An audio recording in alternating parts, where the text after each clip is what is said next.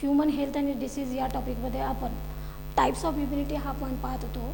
Types of इम्युनिटीमध्ये आपण इनेट immunity हा point चालू केला होता आणि इनेट इम्युनिटीमध्ये नंबर ऑफ बॅरियर स्टडी करत होतो. बॅरियरमध्ये आपण पहिल्यांदा पॉईंट पाहिला होता की इनेट इम्युनिटीमध्ये 4 प्रकारचे बॅरियर आहे, ज्याच्यामध्ये आपण ॲनाटॉमिकल बॅरियर पाहिले, फिजिओलॉजिकल बॅरियर पाहिले, बॉडी सिक्रिशन आणि pHसुद्धा पाहिलेलं आहे. ॲनाटॉमिकल बॅरियरमध्ये आपण स्किनपासून स्टार्ट केलं होतं, बरोबर का. फिजिओलॉजिकल बॅरियरमध्ये सुद्धा नंबर ऑफ फिजिओलॉजिकल प्रोसेस पाहिल्या. त्याच्यानंतर आता लास्ट जो बॅरियर आहे ज्याला म्हटलं जातं इन्फ्लामेटरी बॅरियर असं म्हटलं जातं, याच्याबद्दल आपण काय करूया पाहूया. ॲक्च्युली इन्फ्लामेटरी बॅरियर म्हणजे काय, तर इन्फ्लामेशन याचा अर्थ होतो स्वेलिंग होतो. ही एक प्रोसेस आहे ज्याच्यामध्ये काय होत असतं, रिकव्हरी स्टार्ट होत असते. ॲक्च्युली ही प्रोसेस कधी स्टार्ट होते, तर आपल्या जर टिश्यू जर इंजुरी जर असेल तर टिश्यू इंजुरी झाल्यानंतर आपल्याला 4 प्रकारचे काय दिसत असतात, सिम्पटम्स दिसत असतात. कोणकोणते सिम्पटम्स आहेत, तर पहिल्यांदा समजा आपण इथं पडलो, आपल्याला खरचटल्यानंतर ती जागा लाल होणार, ज्याला रेडनेस असं म्हटलं जातं. ती जागेला सूज येणार, त्या जागेला सूज येणार, ज्याला स्वेलिंग असं म्हटलं जातं. ती जागा दुखायला लागणार, म्हणजेच आपल्याला वेदना होणार, आणि त्याच्यानंतर ती जागा गरम होणार, म्हणजेच काय आहे, टेम्परेचर आलेलं आहे. ह्या ज्या 4 आपल्याला सिम्पटम्स दिसणार आहेत हे म्हणजे इन्फ्लामेटरी बॅरियर आहेत. पण हे 4 जेव्हा दिसायला लागतात तेव्हा असं समजायचं की रिकव्हरी स्टार्ट झालेली आहे. म्हणजेच इथं इन्फ्लामेटरी बॅरियरला जे आपण second line of physiological barrier आणि इन्फ्लामेटरी बॅरियर हे सेकंड लाईन ऑफ डिफेन्स असं म्हटलेलं आहे. ॲनाटॉमी इनेट इम्युनिटीमध्ये जे काही बॅरियर आहेत हे मायक्रो ऑर्गॅनिझमची एंट्री थांबवणार आहेत किंवा त्यांना चेक देण्याचं काम करणार आहेत. म्हणजेच ती एंट्री थांबवते म्हणजे त्यांना काय होणार आहे, त्यांना डिस्ट्रॉय करण्याचं काम होणार आहे. तर पहा, इन्फ्लामेटरी बॅरियरमध्ये जो सुरुवातीचा जो पार्ट आहे, ती जागा लहान होणं, ती जागाला सूज येणं, तिथं आपल्याला वेदना होणं किंवा ताप येणं, ही जी लक्षणं आहेत हे नेमकं कशामुळे होतं, तर टिश्यू इंजुरीच्या वेळेला at the time of tissue injury काय होत असतं, ज्या काही डॅमेज्ड टिश्यू आहे त्याच्यामध्ये प्रेझेंट असलेल्या मास सेल्स हे केमिकल सिक्रिशन करतात, ज्याला म्हटलं जातं हिस्टामाइन्स आणि प्रोस्टाग्लॅन्डिन्स. पहा, मी काय सांगितलं, इन्फ्लामेटरी बॅरियरमध्ये जेव्हा टिश्यू इंजुरी होत असते तेव्हा डॅमेज्ड टिश्यूमध्ये प्रेझेंट असलेल्या सेल, ज्याला आपण मास सेल्स असं म्हणतो, मास्ट MAST, मास सेल्स, ह्या काय काम करतात, सिक्रिशन ऑफ हिस्टामाइन्स आणि प्रोस्टाग्लॅन्डिन्स. बरोबर. पुढं हिस्टामाइन जेव्हा सिक्रिशन होतं तेव्हा काय होतं, डायलेशन ऑफ ब्लड वेसल्स होतात.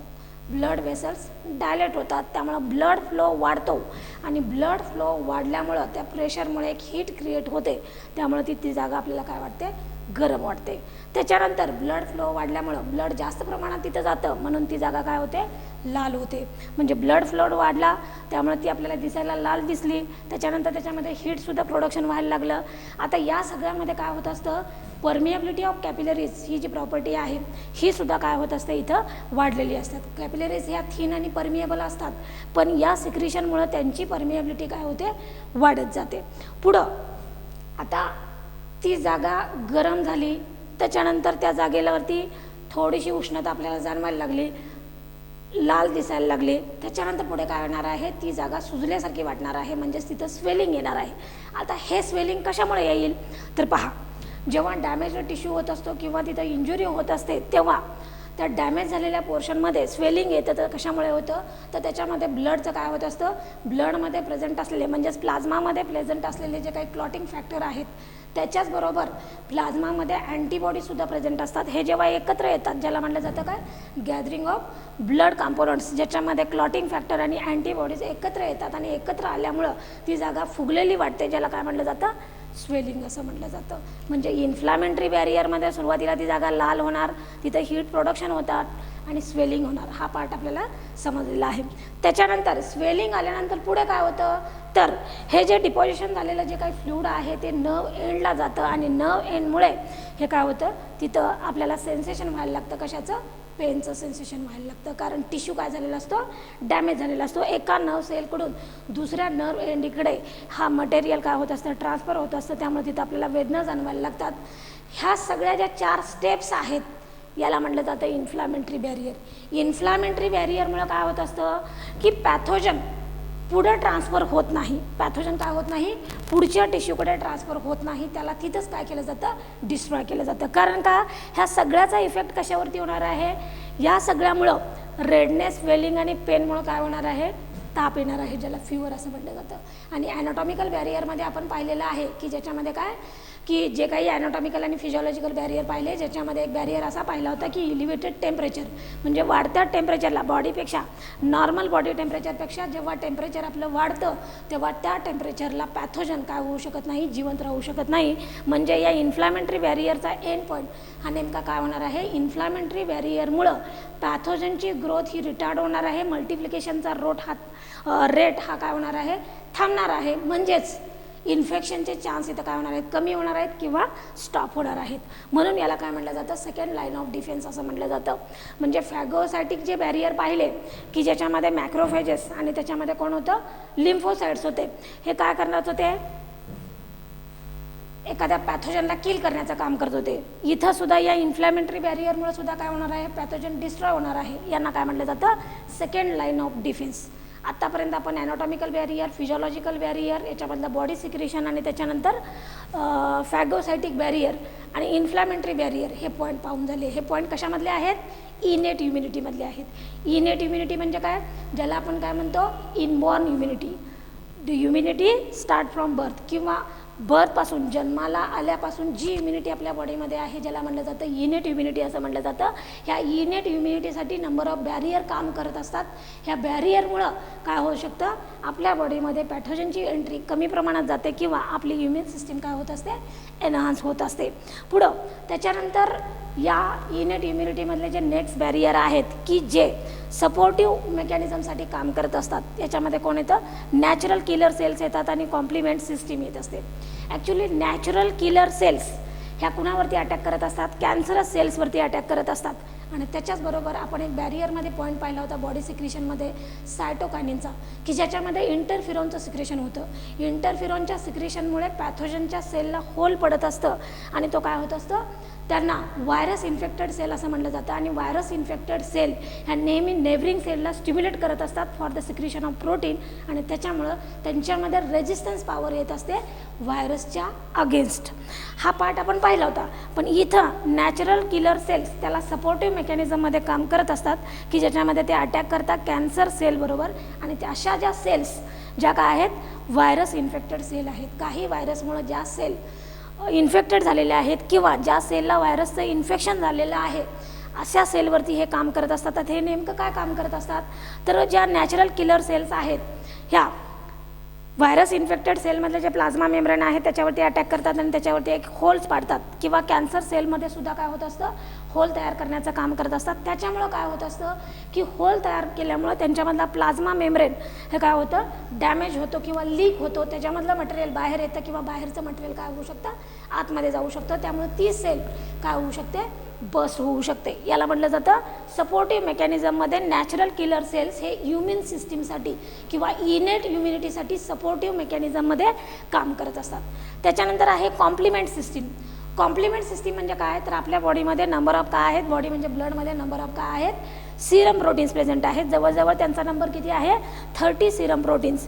हे नेमके काय काम करत असतात, तर इनेट इम्युनिटीला सपोर्टिव्ह डिफेन्सिव्ह मेकॅनिझममध्ये काम करत असतात. हे सुद्धा काय करतात, पोअर फॉर्मेशन, इथं होल म्हणता येणार नाही, pore formation in the cell wall हे काम करतात. ज्याच्यामुळं काय होतं, सेल वॉल रप्चर होतो आणि बाहेरचं जे फ्लूड आहे ते सेलमध्ये जातं. त्यामुळे ती सेल काय होते, बस्ट होते. सेल ब्लस्ट झाली म्हणजेच काय झाला, पॅथोजन डिस्ट्रॉय झाला. दोन्ही मेकॅनिझममध्ये बस्टिंग प्रोसेसमुळं जो पॅथोजन आहे तो काय होणार आहे, निकामी होणार आहे, डिस्ट्रॉय होणार आहे. म्हणजेच इनेट इम्युनिटीमधले बॅरियर हे पॅथोजनला किल करण्याचं, डिस्ट्रॉय करण्याचं काम करतात. इथं आपला इनेट इम्युनिटी हा पार्ट काय होतो, संपतो. पहा, इनेट इम्युनिटीमध्ये आपण नंबर ऑफ काय पाहिले, बॅरियर्स पाहिले. याच्यामध्ये लास्ट पॉईंट आपण नॅचरल किलर सेल्स आणि कॉम्प्लिमेंट सिस्टीम, याच्या आधीचे पॉईंटची रिव्हिजन करा. Anatomical barrier, physiological barrier, body secretion आणि पीएच, त्याच्यानंतर फॅगोसायटिक बॅरियर पाहिलं होतं आणि लास्टला आपण इन्फ्लॅमेटरी बॅरियर पाहिलं. ह्या प्रत्येकामध्ये आपल्याला ब्रॉड क्वेश्चन विचारला जातो, डिस्क्राईब इनेट इम्युनिटी असा क्वेश्चन तुम्ही तयार करून ठेवा. पण हा क्वेश्चन तयार करत असताना स्पेसिफिक जर आपल्याला इन्फ्लॅमेटरी बॅरियर जर विचारले, स्पेसिफिक जर बॉडी सिक्रेशन आणि पीएचबद्दल जर विचारलं, किंवा याच्यामध्ये ॲनाटॉमिकल बॅरियरमध्ये स्किनचा जर रोल जर विचारला तोही आपल्याला काय करता आलं पाहिजे, स्पेसिफाय 1 मार्कासाठी किंवा 2 मार्कासाठी क्वेश्चन विचारले तर आपल्याला सांगता यायला पाहिजे. इनेट इम्युनिटी नेहमी डिफेन्सिव्ह मेकॅनिझममधलं बॅरियरसाठी काम करत असते. म्हणजेच या इनेट इम्युनिटी पॉवरफुल कधी होते, ह्या नॅचरल बॅरियरच्या प्रेझेन्सीमुळे. आणि हे नॅचरल बॅरियर एकमेकाला काय करत असतात, सपोर्टिव्ह मेकॅनिझममध्ये काम करत असतात. त्यामुळे आपली इनबॉर्न इम्युनिटी काय होत असते, पॉवरफुल होत असते. त्याच्यानंतर टाइप्स ऑफ इम्युनिटीमध्ये आपण इनेट इम्युनिटी हा पॉईंट इथं संपलेला आहे. आणि त्याच्यानंतर 2 नंबरची जी इम्युनिटी आहे ज्याला म्हटलं जातं ॲक्वायर्ड इम्युनिटी असं म्हटलं जातं. आता इथं आपल्याला हा पॉईंट संपल्यानंतर असाही क्वेश्चन तयार करायचा आहे, write the difference between इनेट immunity आणि ॲक्वायर्ड इम्युनिटी. म्हणजे इनेट इम्युनिटीमधले बॅरियर आणि इनेट इम्युनिटीचे कॅरेक्टरिस्टिक आपल्याला समजलेले आहेत, बरोबर का. त्याच्यानंतर आपण आज पॉईंट पाहतोय ॲक्वायर्ड इम्युनिटी. इनेट इम्युनिटी आणि ॲक्वायर्ड इम्युनिटी याच्यामधला जेव्हा आपल्याला डिफरन्स लिहिता येतो तेव्हा त्याचा अर्थ होतो की आपल्याला इनेट इम्युनिटी आणि ॲक्वायर्ड इम्युनिटी व्यवस्थित काय झालेली आहे, समजलेली आहे. तर आता आपण ॲक्वायर्ड इम्युनिटी स्टार्ट करूया. ॲक्वायर्ड इम्युनिटी म्हणजे काय, आफ्टर बर्थ जी आपण ॲक्वायर्ड केलेली आहे, जी मिळवलेली आहे, जी ॲडॅप्ट केलेली आहे, ज्याला म्हटलं जातं ॲक्वायर्ड इम्युनिटी असं म्हटलं जातं. आता या इम्युनिटीमध्ये बॅरियर्स ॲब्सेंट आहेत, बॅरियर्स ॲब्सेंट आहेत. यांना सपोर्टिव्ह म्हणून म्हणजे ह्युमन सिस्टीमला सपोर्टिव्ह म्हणून इनेट इम्युनिटी काम करणार आहे, ज्याला आपण फर्स्ट लाईन ऑफ डिफेन्स असं म्हणलेलं आहे. याच्यामध्ये इन्फ्लॅमेटरी बॅरियर आणि फॅगोसायटिक बॅरियर हे सेकंड लाईन ऑफ डिफेन्स म्हणून काम करत असतं. तर या सगळ्यामधून जेव्हा पॅथोजन जात असतो तेव्हा शेवटी काय होत असतं, जो थर्ड लाईन ऑफ डिफेन्ससाठी काम करणारी जी इम्युनिटी आहे ज्याला म्हटलं जातं ॲक्वायर्ड इम्युनिटी असं म्हटलं जातं. म्हणजे सगळ्यात लास्टला ह्या सगळ्यातून जेव्हा काय होणार आहे, पॅथोजन तग धरणार आहे आणि इन्फेक्शन स्टार्ट होणार आहे, तेव्हा लास्टला आपल्या बॉडीमध्ये डिफेन्सिव्ह सिस्टीममध्ये ॲक्वायर्ड इम्युनिटी काम करत असते आणि ज्याला म्हटलं जातं थर्ड लाईन ऑफ डिफेन्स असं म्हटलं जातं. Acquired immunity highly specific immunity आहे. इनेट इम्युनिटीला आपण नॉन स्पेसिफिक इम्युनिटी असं म्हटलेलं आहे. का, कोणत्याही स्पेसिफिक पॅथोजनवरती काम करत नाही. म्हणजे स्किन असं ठरवत नाही की फक्त मी व्हायरसवरती काम करणार, बॅक्टेरियावरती काम करणार. इन्क्रीज्ड बॉडी टेम्परेचरचं सुद्धा तसं काम नाही, इन्फ्लॅमेटरी बॅरियरमध्ये सुद्धा असं काम नाही. म्हणजे ही काय आहे, जनरल इम्युनिटी आहे. पण ॲक्वायर्ड इम्युनिटी ही काय आहे, हायली स्पेसिफिक इम्युनिटी आहे. म्हणजे स्पेसिफिक पॅथोजनवरतीच काम करत असते. आता हे कसं काम करते हे आपण परत पाहूया. आता याला हायली ॲडॅप्टिव्ह इम्युनिटीसुद्धा म्हटलं जातं. म्हणजे जसं तुम्ही वेगवेगळ्या इन्फेक्शनमधून जाणार आहेत किंवा वेगवेगळे इन्फेक्शन तुमच्या बॉडीमध्ये होणार आहेत, त्या इन्फेक्शनमधून तुमच्या बॉडीमध्ये एक इम्युनिटी तयार होणार आहे. ही इम्युनिटी कशाची असेल, ज्याला रोगप्रतिकारक शक्ती असं म्हटलं जातं. ही अनेक रोगावरती आपल्याला अनेक रोग झाल्यामुळं किंवा इन्फेक्शन झाल्यामुळं काय होऊ शकते, ही इम्युनिटी आपल्या बॉडीमध्ये तयार होते. आणि त्यामुळं या ॲक्वायर्ड इम्युनिटीमध्ये बऱ्याच वेळेला आपल्याला काय मिळत असते, 2 प्रकारचे फायदे होत असतात, एक शॉर्ट टाईम आणि दुसरं लॉंग टाईम. अशामध्ये ह्या ॲक्वायर्ड इम्युनिटीमध्ये आपल्या बॉडीमध्ये असे काही रेजिस्टन्स पॉवर आपल्या बॉडीमध्ये तयार होत असते की ज्याच्यामुळे एकदा झालेला डिसीज पुन्हासुद्धा होत नाही. म्हणून याला काय म्हटलं जातं, हायली ॲडॅप्टिव्ह इम्युनिटी असं म्हटलं जातं. महत्त्वाचा पॉईंट, याला थर्ड लाईन ऑफ डिफेन्स असंही म्हटलं जातं. डिफेन्सिव्ह मेकॅनिझममध्ये first line of defence, second line of defence पाहिलेलं आहे. आणि ॲक्वायर्ड इम्युनिटीमध्ये ॲक्च्युली पॉईंट येणार आहे थर्ड लाईन ऑफ डिफेन्स. आता ही ॲक्वायर्ड इम्युनिटीचे काही फीचर्स आहेत. ॲक्वायर्ड इम्युनिटी जसं ॲनाटॉमिकल इनेट इम्युनिटीमध्ये बॅरियर काम करत असतात, बरोबर का. हे बॅरियर आपली ह्युमन सिस्टीम एनहान्स करत असतात. तसंच ह्या ॲक्वायर्ड इम्युनिटीमध्ये ज्या काही काम करणार आहेत, तिथं बॅरियर काम करत असतात, तिथं सेल काम करणार आहेत. ह्या ज्या सेल काम करणार आहेत त्यांचे किंवा या इम्युनिटीचे काही फीचर्स आहेत, काही प्रॉपर्टीज आहेत. ह्या प्रॉपर्टीजला पकडून पुढे काय होणार आहेत, ही इम्युनिटी कशी बूस्ट केली जाते हे आपल्या लक्षात येईल. तर पहिली जी प्रॉपर्टी आहे ज्याला म्हटलं जातं पॅथोजन स्पेसिफिसिटी असं म्हटलं जातं. पॅथोजन स्पेसिफिसिटी, पॅथोजन स्पेसिफिसिटी याचा अर्थ काय होत असतो, तर या इम्युनिटीमध्ये ॲबिलिटी आहे त्या पॅथोजनला डिस्टिंग्विश करायची.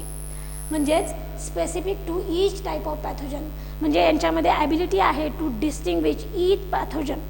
प्रत्येक पॅथोजनला ओळखण्याची त्यांच्यामध्ये ॲबिलिटी आहे, म्हणून यांना म्हटलं जातं पॅथोजन स्पेसिफिसिटी. हे ओळखल्यामुळं काय होऊ शकतं की या प्रत्येक पॅथोजनसाठी वेगळं औषध ते काय करू शकतात, देऊ शकतात किंवा तयार करू शकतात. याला म्हटलं जातं पॅथोजन स्पेसिफिसिटी. म्हणजे ॲक्वायर्ड इम्युनिटीमध्ये जे काही फीचर्स आहेत ॲक्वायर्ड इम्युनिटीमध्ये, तो पहिली जी प्रॉपर्टी आहे ती कोणती आहे, पॅथोजन स्पेसिफिसिटी.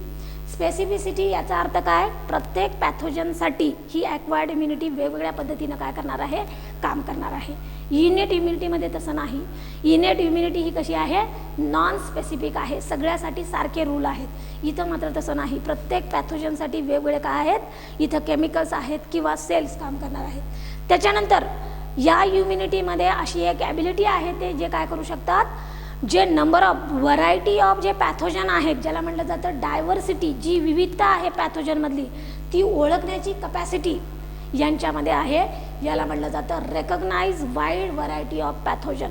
यांच्यामध्ये अशी एक ॲबिलिटी आहे जे काय करू शकतात, डिस्टिंग्विश करू शकतात किंवा रेकग्नाइज करू शकतात जे काही वाईड म्हणजे भरपूर प्रमाणामध्ये जे काही पॅथोजन आहे ज्यांच्यामध्ये विविधता आहे, असे सगळे पॅथोजन ते काय करू शकतात, रेकग्नाइज करू शकतात, म्हणजे ओळखू शकतात, त्यांच्यामधला डिफरन्स ओळखू शकतात, ज्याला म्हटलं जातं डायव्हर्सिटी. पहिला पॉईंट पाहिला स्पेसिफिसिटी, त्याच्यानंतरचा पॉईंट पाहिला डायव्हर्सिटी. आता 3 नंबरचा पॉईंट आहे, यांच्यामध्ये एक महत्त्वाची प्रॉपर्टी आहे, त्यामुळे आपण असं म्हणू शकतो इनेट इम्युनिटी ही कशी आहे, इनेट इम्युनिटी याच्यामध्ये मेमरी सेल्स ॲब्सेंट असल्यामुळं ज्याला आपण इनहेरिटेड इम्युनिटी असं म्हणलेलं आहे, पण मेमरी सेल ॲब्सेंट असल्यामुळं ज्याच्यामध्ये काय होऊ शकत नाही, प्रिव्हियस एक्सपिरियन्स हा काय होऊ शकत नाही, स्टोअर होऊ शकत नाही. पण ॲक्वायर्ड इम्युनिटीमध्ये मेमरी सेल्स काम करत असतात आणि ही मेमरी सेल्स कशा पद्धतीनं काम करतात हे पुढं पाहू. पण त्याच्यावरती आधार एक प्रॉपर्टी आहे ज्याला म्हटलं जातं recognization between self and non self. हा पहा, हा पॉईंट अतिशय महत्त्वाचा आहे. ॲक्वायर्ड इम्युनिटी जेव्हा काम करत असते, ॲक्वायर्ड इम्युनिटी म्हणजे काय, या इम्युनिटीमध्ये नंबर ऑफ सेल्स आहेत असं मी सांगितलं. ह्या सेल्सला आपल्या स्वतःच्या सेल्स म्हणजे बॉडी सेल्स आणि पॅथोजनच्या सेल्स किंवा की जे डिसीज इन्फेक्टेड जे सेल्स आहेत यांच्यामधला फरक समजत असतो, म्हणजे हे काय करू शकतात, ओळखू शकतात. म्हणून याला काय म्हटलं जातं, इट हॅज किंवा it recognise between self and non self, म्हणजे ओन बॉडी सेल्स आणि इन्व्हेडर जे आहेत यांच्या बॉडी सेल्स यांच्यामधला फरक ओळखू शकतात.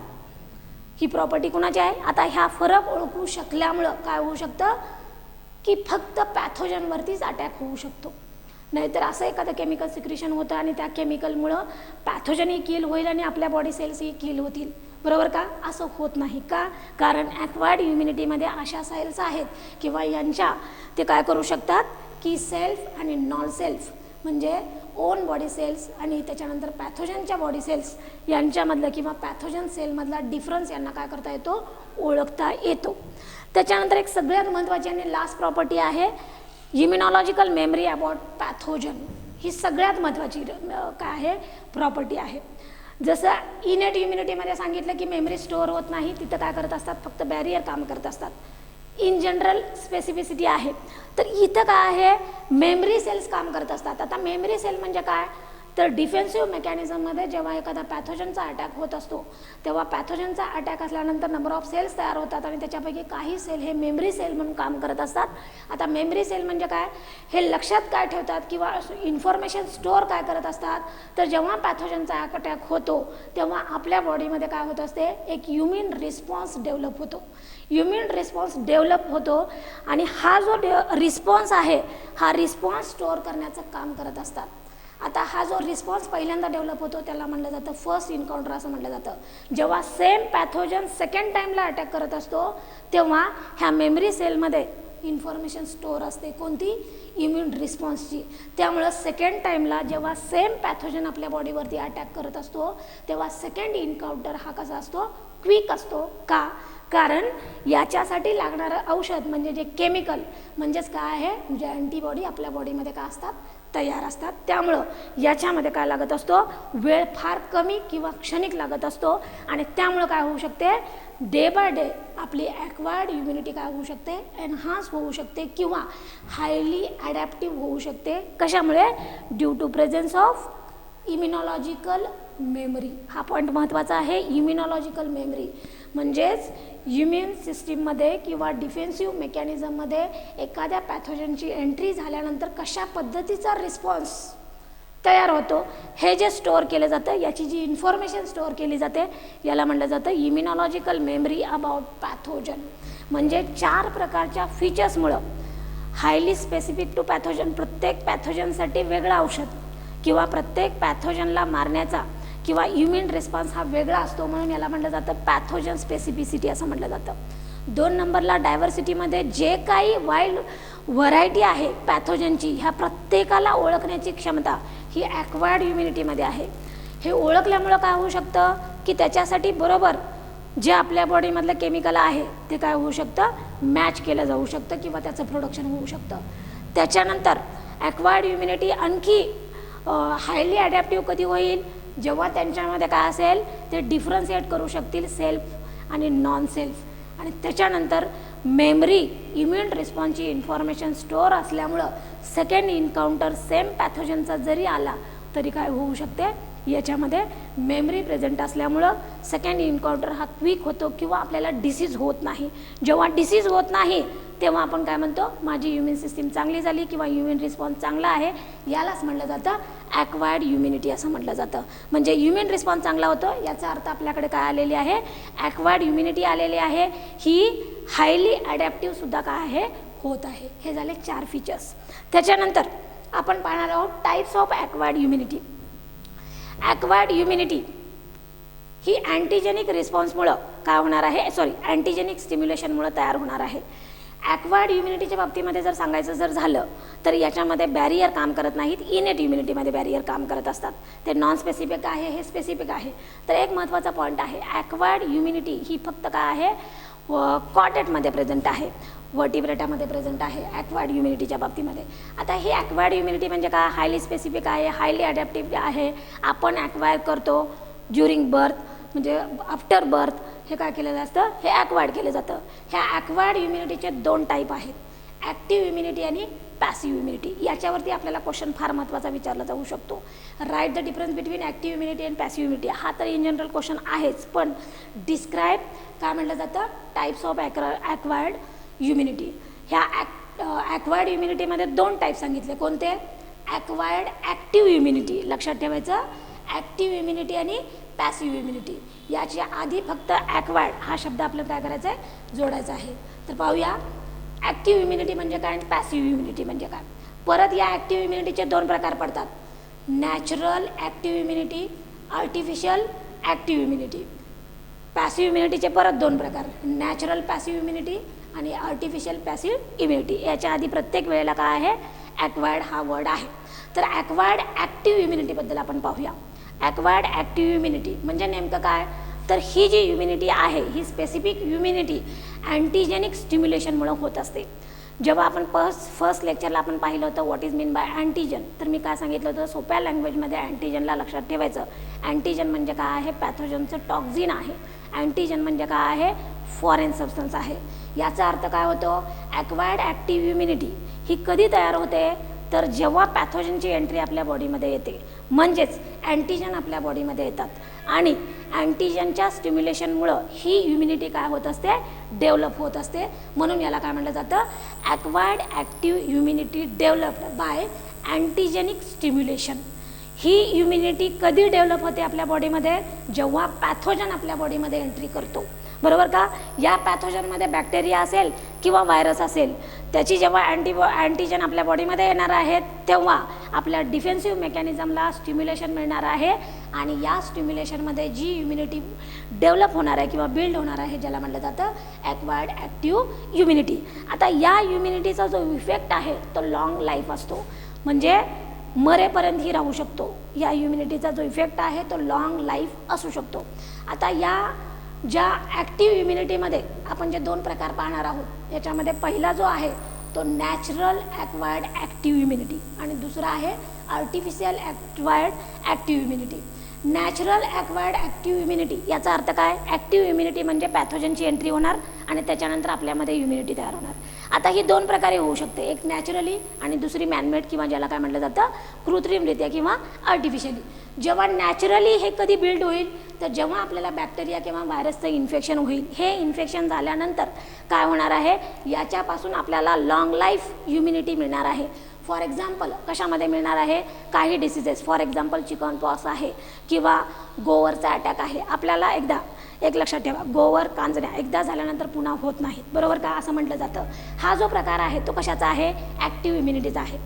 याचे जे काही पॅथोजन आहेत किंवा इन्फेक्टिव्ह एजंट आहेत जेव्हा आपल्या बॉडीमध्ये येणार आहेत तेव्हा ते अँटीजन सोबत असणार आहे. अँटीजनमुळे आपल्या बॉडीमध्ये काय होणार आहे, अँटीबॉडीचं प्रोडक्शन होणार आहे. म्हणजे पहिला इन्काउंटर होईल, मेमरी सेलमुळे ते काय होतील, लक्षात राहील. आणि जेव्हा इन्फेक्शन झालं तेव्हा जी इम्युनिटी तयार होणार आहे ही लाईफलॉंग इम्युनिटी तयार होणार आहे. याचा अर्थ परत आपल्याला त्याचं काय होणार नाही, डिसीज होणार नाही. का? कारण त्या रोगासाठी लागणारे अँटीबॉडीज हे आपल्या बॉडीमध्ये काय असणार आहेत, ऑलरेडी प्रेझेंट असणार आहेत. आणि या इम्युनिटीची जी प्रॉपर्टी आहे स्पेसिफिसिटी, स्पेसिफिक पॅथोजनवरती काम करणार आहेत. त्यामुळं लागली स्पेसिफिक पॅथोजन जेव्हा येणार आहे तेव्हा काय होईल, त्याच्यावरती अटॅक होईल. म्हणून आपल्याला एकदा गोवर आल्यानंतर परत गोवर होत नाही, एकदा म्हणजे चिकन पॉक्स झाल्यानंतर परत ही चिकन पॉक्स होत नाहीत. हा प्रकार कशामध्ये येतो, नॅचरल ॲक्वायर्ड ॲक्टिव्ह इम्युनिटी. हा पॉईंट तुम्हाला समजला. आपण पॉईंट पाहतोय ॲक्टिव्ह इम्युनिटीबद्दल. ॲक्टिव्ह इम्युनिटी म्हणजे काय आहे, ॲक्टिव्ह ॲक्वायर्ड इम्युनिटी जी अँटीजेनिक स्टिम्युलेशनमुळे काय होणार आहे, तयार होणार आहे. आता या अँटीजनला मारणारं जे केमिकल आहे ज्याला काय म्हटलं जातं, अँटीबॉडीज असं म्हटलं जातं. याच्यामध्ये काय होणार आहेत, आपल्या बॉडीमध्ये जेव्हा अँटीजन येणार आहे तेव्हा त्या अँटीजनला डिस्ट्रॉय करणारं केमिकल तयार होणार आहे ज्याला म्हटलं जातं अँटीबॉडीज असं म्हटलं जातं. नॅचरली जेव्हा आपल्या बॉडीमध्ये हे तयार होतील तेव्हा त्याला म्हटलं जातं नॅचरल ॲक्वायर्ड ॲक्टिव्ह इम्युनिटी. आता काही डिसीज असे आहेत जे आपण काय करू शकतो की होऊ नये म्हणून आधीच औषध घेऊ शकतो, म्हणजेच रेडीमेड, ज्याला म्हटलं जातं आर्टिफिशियल ॲक्वायर्ड ॲक्टिव्ह इम्युनिटी. ही इम्युनिटी कधी बिल्डअप होईल किंवा डेव्हलप होईल, जेव्हा आपण आर्टिफिशियली अशा अँटीबॉडीज घेऊ. आणि ही जी प्रोसेस आहे की ज्याच्यामध्ये आर्टिफिशियली लॉंग टर्म इफेक्ट ज्याचा काय होतो, तयार होतो, ज्याच्यामध्ये काय येतं, वॅक्सिनेशन येतं. ह्या वॅक्सिनेशनमध्ये डेड किंवा ॲट्युनेटेड पॅथोजन आपल्या बॉडीमध्ये इन्सर्ट केला जातो, जो कसा असतो, वीक असतो. तो पॅथोजन असतो पण इनॅक्टिव्ह असतो, वीक असतो. तो फक्त काय काम करत असतो की सुरुवातीला हा जेव्हा बॉडीमध्ये इन्सर्ट केला जातो तेव्हा या ॲक्वायर्ड इम्युनिटीमध्ये सेल्फ आणि नॉन सेल्फ ओळखण्याची काय आहे, प्रोसिजर आहे. त्यामुळं वॅक्सिनेशन प्रोसेसमध्ये जो पॅथोजन आपल्या बॉडीमध्ये इन्सर्ट केलेला असतो तेव्हा त्या ॲक्वायर्ड इम्युनिटीला तो आपला काय वाटतो, बॉडी सेल्स वाटतो. आणि याच्यासारखा जेव्हा दुसरा पॅथोजन आपल्या बॉडीमध्ये येत असतो तेव्हाच काय होत असतं, त्याच्यावरती ऑटोमॅटिकली वॅक्सिनेशनमुळे काय होत असतं, अँटीबॉडीचं प्रोडक्शन होत असतं. म्हणजे इथं नॅचरली बॉडीमध्ये अँटीबॉडी प्रोडक्शन होतात, इथं काय केलं जातात, आर्टिफिशियली हा डेड आणि विकंड पॅथोजन काय केला जातो, आपल्या बॉडीमध्ये इन्सर्ट केला जातो. म्हणजेच आर्टिफिशियली हे काम केलं जातं, कृत्रिमरित्या हे काम केलं जातं, ज्याला म्हटलं जातं आर्टिफिशियल ॲक्वायर्ड ॲक्टिव्ह इम्युनिटी. म्हणजे ॲक्टिव्ह इम्युनिटीचे इथं आपले 2 पॉईंट समजलेले आहेत, नॅचरल ॲक्वायर्ड ॲक्टिव्ह इम्युनिटी आणि आर्टिफिशियल ॲक्वायर्ड ॲक्टिव्ह इम्युनिटी. पहा, ही लॉंग टर्म इफेक्ट म्हणलं म्हणजे एकदा वॅक्सिनेशन घेतल्यानंतर परत रोग होत नाही. आणि नॅचरली काही डिसीज असे आहेत की एकदा झाल्यानंतर परत होत नाही. म्हणजे ॲक्टिव्ह इम्युनिटी ही कशी आहे, लॉंग टर्म इफेक्ट आहे ॲक्टिव्ह इम्युनिटीचा. नेक्स्ट लेक्चरला आपण ॲक्वायर्ड पॅसिव्ह इम्युनिटी पाहूया.